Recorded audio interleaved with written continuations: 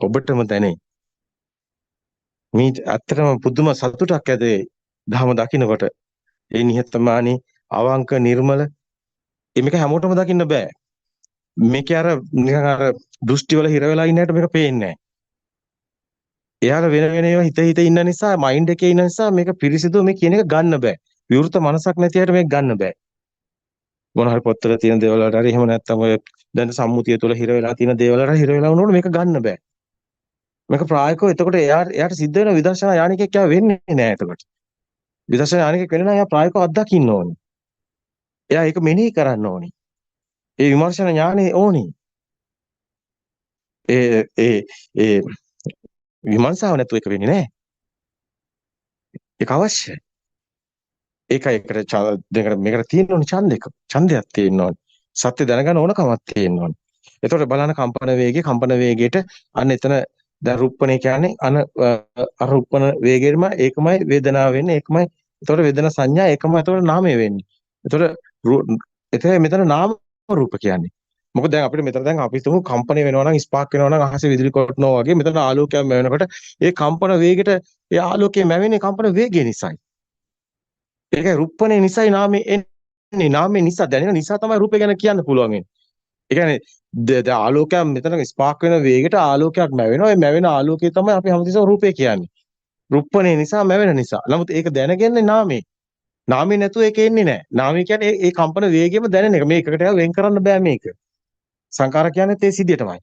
ඒතකොට ඒක වෙන් කරන්න බෑ. ඒතකොට නාම කියන්නේ ඒක දැනෙන එක. කොහොමද වෙන් කරන්නේ? දැනෙන එකෙන් තමයි රූපේ කියන්නේ. නාම රූප වෙන් කරන්න බැරි ඔය නිසායි. මේක නුවණෙන් දකින්නේ. ධම්මචක්කුසේ පහළ වෙනවා කියන්නේ නුවණින් දකින්නේ. ඒතකොට ඒක තමයි විඥානය කියන්නේ. ඒ කියන්නේ ඊට පස්සේ එන ආලෝකය තමයි විඥානය කියන්නේ. අර වෙන් කර ඒ කියන්නේ දෙයක් වගේ දැනෙන එක. ඒ විඥානය තමයි දෙයක් වගේ දැනෙන එක. ඒතකොට දෙයක් වගේ දැනෙන එක තමයි මේ ඉත්ත භාවයට එන්නේ. දැන් ඉත්ත භාවය කියන එක ගොඩ පරිස්සමෙන් දකින්න. මොකද එක වටයක් එනවනේ ආලෝකයේ දැන් ශබ්දේ, වර්ණේ, ගන්ධේ, රස, පහසේ සෙන්සස්නේ. පංච ආයතනනේ. ඒ වගේ නෙමෙයිනේ. මන ආයතනය කියන්නේ මේ ඔක්කොම එකට එනවනේ ස්පර්ශ වෙලා. පටික සම්පස්සන අධිවචන සම්පස්සයක් කියනකොට එතකොට තද්දවි පස්සපච්චය කියන තැන දැන් ස්පර්ශ වෙලා එන ඔක්කොම එකට ඒ වේගය නිසාම එකට දැනෙන්නේ. අර ටීචර් සද්දයක් දෙනකොට මේක අන්නාසි කියලා අන්නාසි ගෙඩියක් ඇහැට එනකොට වර්ණ ශබ්ද සේරම එකතු වෙලා එයාට ස්පාක් එකක් එනවා. ඒක වෙන ස්පාක් එකක්. ඒකයි කිව්ව ඉත්ත කියන ස්පාක් එක නෙමෙයි කියලා වර්ණ ශබ්ද කියනකොට තියෙන්නේ. අපි වර්ණ ශබ්ද වෙලා එතකොට ඊට පස්සේ එනකොට අනේ ඊට පස්සේ පොත් මේ සඳහන් කියනකොට ඒක අනේක වෙන අන හේතුව ඵලේ. කම්පණේ වර්ණ ශබ්ද ඵලේ පොත් මේ සඳහන්. එතකොට පොත් මේ සඳහන් කියලා ගන්නකොට ඒක දැන ගතිය තමයි අන හේතුව පොත් මේ සඳහන් ඵලේ ඉත්ත භාවය. එතකොට ඉත්ත භාවය තියෙන වගේ දැනන එක හේතුව ඵලේ ආත්ම භාවය. දැන් මොන යන දිශානතිය පේනවා. දැන් විදසුනි නෝනට මේක අසු වෙනවා. ඔය විදර්ශනා ඥානෙ කියන්නේ මෙන්න මේ ඥානෙට. මේක අසු වෙනවා දැන්. දැන් ඊට පස්සේ මොකද වෙන්නේ? දැන් නාම රූපච්ච විඥාන විඥානපච්ච සලආයතන. සලආයතන කියන්නේ ඇස කියන ආයතනේ තමයි මේ කතාව තමයි මේ කියන්නේ. ඔය ඇස කියන සලආයතන කියන්නේ මේ ඇස කියන ආයතනෙට පේන බව හැදෙන හැටි තමයි මේ කතාවේ තියෙන්නේ. ඒතර මේකේ ඊගාව කොටස බලන්න. ශබ්ද වර්ණ එකට එකතු වෙලා ස්පර්ශ වෙලා එනකොට අන්න වේදනා මේ කියනවා එතකොට එන්නේ මොකද ශබ්ද වර්ණ එකතු වෙලා දැන් එනවා අන්නාසි. එහෙම නැත්නම් පොත. එතකොට පොත නැවත නවතනකොට පොත බල ගැන වෙලා එනවා. ඊට පස්සේ හොඳ පොතක්ද ඒකට වටිනාකමක් අගයක් අන්න නිරූපණය වෙනවා මානයක්. ඒකයි මනසංච පටිච්ච ධම්මේ සුප්පජ්ජි මනෝවිඤ්ඤාණං කියන්නේ. මානයක්, අගයක්, මිම්මක්. අනේ ඒක තමයි අපි පොත කියලා මේ අගය කරන්නේ. එතකොට ඒක තමයි දෙයක් වගේ දැනෙන්නේ භවය කියන්නේ. ඒකයි මේකේ නන්දිය කියන්නේ. අගේ, මිම්ම ඒකමයි මේ තණ්හා කියන්නේ. එතකොට උපාදාන එක අන නැවත නවතනකොට දෙයක් වගේ දැනනකොට ඒක කෙලින්ම ගන්නෙ බාහිර කියලා. ආය අජ්ජත බහිද්දා කියන ද්වේතාවක් එන්නේ මෙතන දෙයක් ගත්තොත් ඒ දේ තියෙන්නේ කොහෙද බාහිර කියලා ගන්න. එතකොට බාහිර කියලා ඒ දේ මෙහෙම කියලා ගන්නකොට මොකද වෙන්නේ? දෙයක් වෙනකොට මොකද වෙන්නේ? අජ්ජත කියලා අනිත් පැත්තේ ආත්මය පේනවා. එතකොට දැනෙන්නේ කාටද? මට කියලා එනවා. සංඥාව සකස් වෙනවා. ඒක සිස්ටමැටිකලි සකස් වෙනවා. කවුරුත් කරනව නෙමෙයි. ඒ දැනෙන කරන්ට් එක වගේ දැනෙන ගතිය, ආත්මයේ දැනෙන ගතිය, ඉන්න වගේ දැනෙන ගතිය. මොන ආත්මය හැදෙන හැටි. ඒකම තමයි භවෝ කියන්නේ. දෙයක් කියලා දැනෙන එකමයි භව කියන්නේ. ඒතර පොත් මේසෙන් බලගෙන යන අවස්ථාව තමයි අපි ඔය කතා කරන්නේ ස්පර්ශපච්චය වේදනා තණ්හා උපාදාන භව කියලා. ඉතින් තිබ්බ જાතියත් ඒකමයි. ඒ කියන්නේ පොත කියන જાතිය. පොත කියන භවය මේ මොහොතේ භවය සකස් වෙන්නේ. මේ මොහොතමයි ඔය ඉපදෙන්නේ. ඒ කියන්නේ පොත ඉපදුණු තැනයි ඔබත් ඉපදෙන්නේ. ඒ කියන්නේ එතනමයි ආත්මය තියෙන්නේ. ඊට පස්සේ එහෙම වුණොත් එතනමයි ජාතිය. පොත කියන ජාතිය. එහෙම වුණොත් ජරා මරණ ශෝක පරිදේ එතනමයි තියෙන්නේ. පටිච්ච සමුප්පන්න නේ සංකතං පටිච්ච සමුප්පන්න කය ධම්මං වය ධම්මං අන්න විරාග ධම්මං නිරෝධ ධම්මං. මේ සම්පටිච්ඡන වන ඒ සංකත ධම්ම වල ස්වභාවය සකස් වෙන ස්වභාවය. ඒක මේක අනිච්චං කියන්නේ. ඒක එහෙම දෙකක් අතන මෙතන එහෙම එකක් දැන් ශබ්ද වර්ණ හඳුනක් කොහෙවත් තියනවද? හම්බ වෙන්නේ නැහැ. ඒක අනිච්චං කියුවේ. දැන් මෙතන දෙයක් කියන්නේ මොකද්ද? දෙයක් කියන්නේ අපිට දැනෙන රසට දැනුන එක නෙමෙයි දෙයක් කියන්නේ. දෙයක් කියන්නේ අපි හදාගන්න සංකාරය. ඒ කියන්නේ ඔබට පේන හැම එකක්ම ශබ්ද වර්ණ. ශබ්ද වර්ණ ගන්ධ රස පහස. ඒ ස්පර්ශය. ඒතර ඒකම මනෝවිඤ්ඤාණය කියන්නේ මනෝවිඤ්ඤාණ කියලා වෙන දෙයක් කොහෙවත් නැහැ. මේකෙම නිරූපණයක් දිගුවක් තමයි මනෝවිඤ්ඤාණය කියන්නේ. ඒකයි වට්ටම් වට්ට දිග. දැන් බිත්තිය පේනකොට මනෝවිඤ්ඤාණය තමයි පේන්නේ. මේ මොළය ඇතුලේ කතාවක් නෙමෙයි. ඒකම පස්සේ හිමීට ඒකට එන්න. දැන් මෙතන ධර්මයේ දකින්න. ඒක අපි වෙනම පැහැදිලි කරන්නම්. මේ ෆිසිකල් බොඩි එක මොකද්ද එතන වෙන්නේ කියලා. නමුත් මෙතන ධර්මයේ දකින්නකොට කරන්ට් එකක් වගේ මේ දැනෙන ගතියක් එනවා, ඉත්ත භාවයක් එනවා. සත්ව පුජ්‍යල ඉත්ත කියන්නේ ඔන්නේ දැනෙන තියෙන වගේ දැනෙන ගතිය. ඒකම තමයි බලය වෙන්නේ ආරෝපණ බලයක් වෙලා. එතන අපි කියන්නේ මේ මයින්ඩ් පවර් කියලා. ඒ කියන්නේ ඉලෙක්ට්‍රික් පවර් අපි කියන්නේ මැග්නටික් පවර් වගේම තමයි මයින්ඩ් පවර්. ඒතර මෙතන පාව එකක් ජෙනරේට් කරනවා. ඒ ජෙනරේටර් එකේ ඉන්නේ කොහොමද? මෙන්න කම්පන වේගය නිසායි. දැන් බම්බරයක් කැරකෙනකොට බම්බරේටම බලයක් ඇවිල්ලා බම්බරේ විසින් කැරකෙනවා වගේ මෙතනත් ඔටෝමැටිකලි මේ සිස්ටම් එක ක්‍රියේට් වෙනවා. කවුරුත් කරනව නෙමෙයි. මේක කැලේ හිටියත් තාසන් වගේ හූ කියන සද්ද හැරි මේ පේන වර්ණ වලට එකතු වෙනවා. ශබ්ද වර්ණ එකට එකතු වෙලා දෙයක් වගේ දැනෙන අන්නේ අර චිත්ත ලෝකෙක ජීවත් වෙනවා. එතන තමයි සත්වයා කියලා කියන්නේ.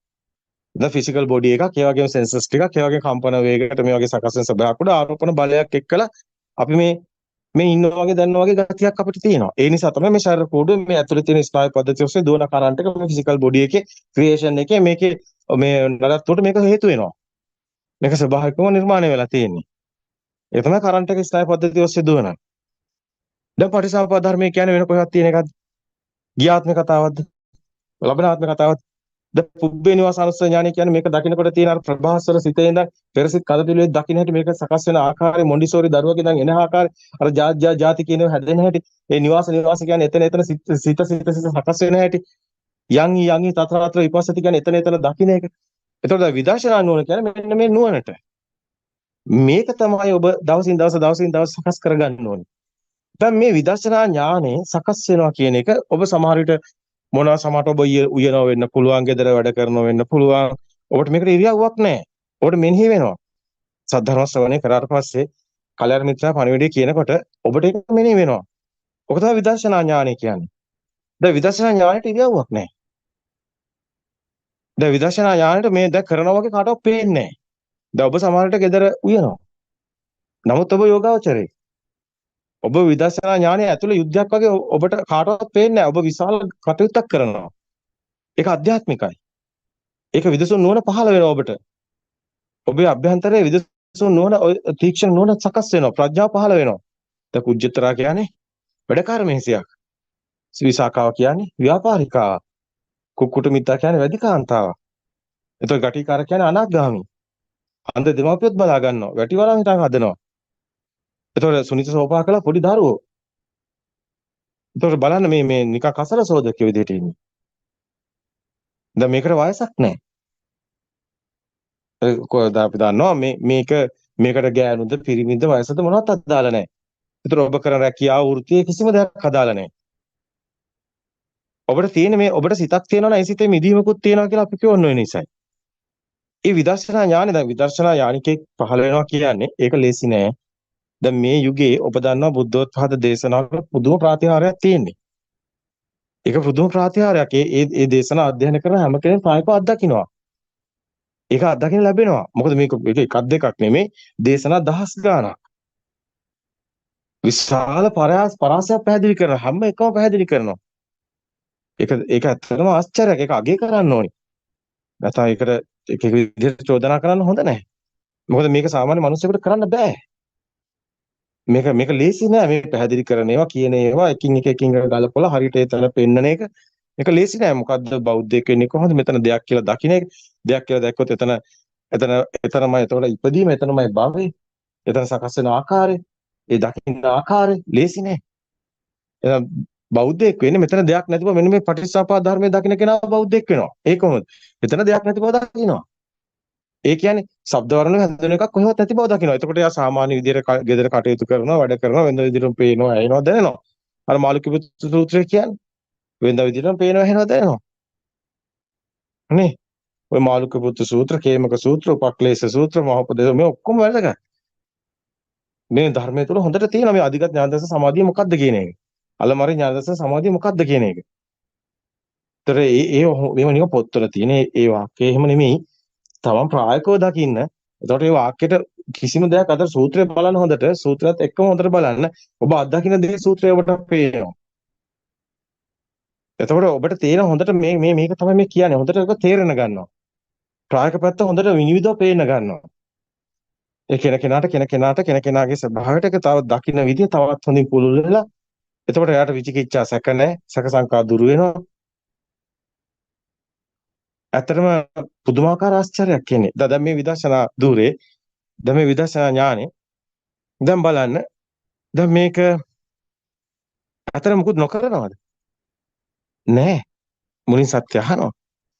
ඊට පස්සේ ඒක මෙනෙහි වෙනවා.